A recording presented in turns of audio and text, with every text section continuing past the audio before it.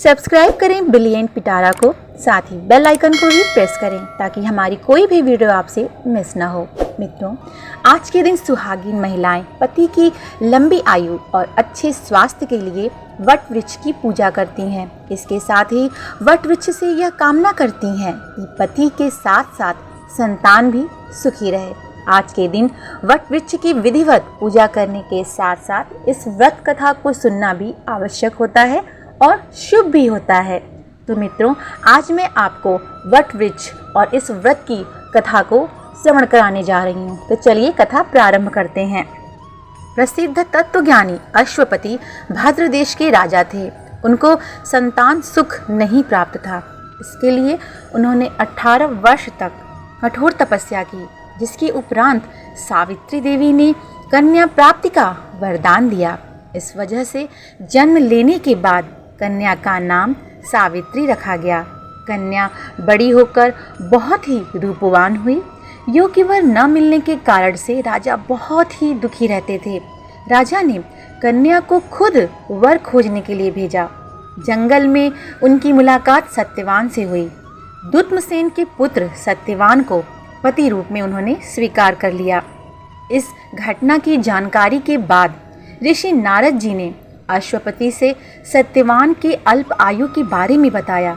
माता पिता ने बहुत समझाया, परंतु सावित्री अपने धर्म से नहीं डिगी, जिनके जिद के आगे राजा को भी झुकना पड़ा।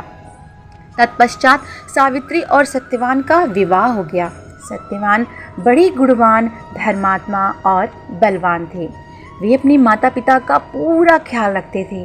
सावित्री राजमहल छोड़कर जंगल की कुटिया में आ गई थी। मित्रों, उन्होंने वस्त्र आभूषणों का भी त्याग कर दिया और साथ ही अपने अंधी सास ससुर की सेवा करती रहती थी।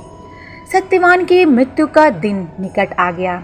नारद ने सावित्री को पहले ही सत्यवान की मृत्यु के दिन के बारे में बता दिया था। समय नज़दीक आने से सावित्री अधीर होने लगी, बेचैन होने लगी।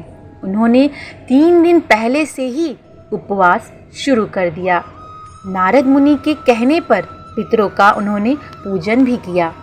प्रत्येक दिन की तरह सत्यवान भोजन बनाने के लिए जंगल में लकड़ियां काटने जाने लगे, तो सावित्री भी उनके साथ गई। वह सत्यवान के महाप्रयाण का दिन था। सत्यवान लकड़ी काटने पेड़ पर चढ़े, लेकिन सिर चकराने की वजह से नीचे उतर आए।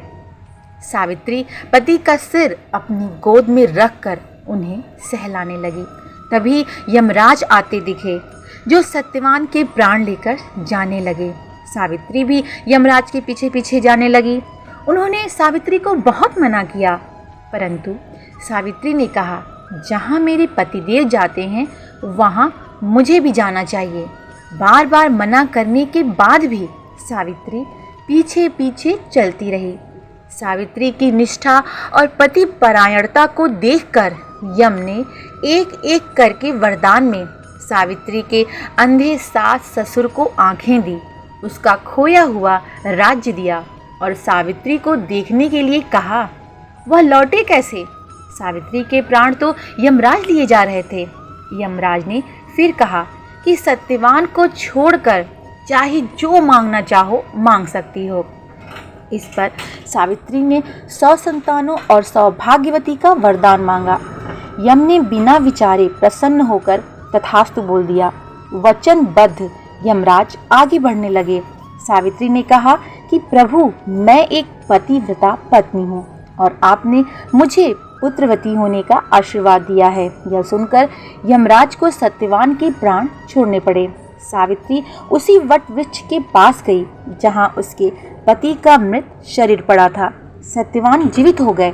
माता पिता को दिव्य ज्योति प्राप्त हो गई और उनका राज्य भी वापस मिल गया। इस प्रकार सावित्री सत्यवान चिरकाल तक राज्य सुख भोगते रहे। वट सावित्री व्रत करने और इस कथा को सुनने से व्रत रखने वाले के वैवाहिक जीवन के सभी संकट टल जाते हैं। इस प्रकार इस कथा का समापन होता है। तो मित्रों, आज की यह कथा आपको कैसी लगी? कमेंट बॉक्स में सावित्री सत्यवान की जय अवश्य लिखिएगा। साथ ही मैं आपसे अपने अगले वीडियो में मिलती हूँ एक नए इन्फॉर्मेशन के साथ।